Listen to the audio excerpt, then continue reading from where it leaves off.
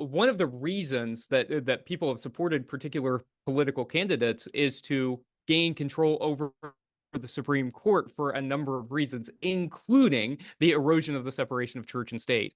And so I think part of that also has to do with the fact that a lot of folks don't really understand what the separation of church and state is. And I think that that's true in our faith communities. I think it's true in our broader society that the separation of church and state doesn't mean that you can't talk about politics, but it means that you don't endorse particular political candidates. And it has to do with largely with the government's relation to us and not our relation to the government.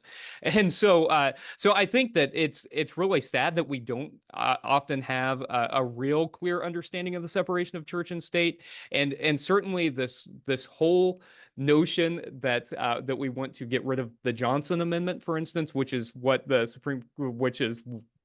a movement in the Supreme Court to get rid of now, right, is would allow nonprofits, all nonprofits, but charities and religious institutions in particular, to endorse political candidates. And I'll tell you, folks, exactly what's going to happen if that is removed is that money is going to be funneled by PACs into 501c3s. And that's the danger. When the Johnson Amendment was passed, it was uncontroversial. There was no discussion on the floor, and it was passed unanimously. I think it was 1954. And so the fact that we want to erode this has to do with the change in our society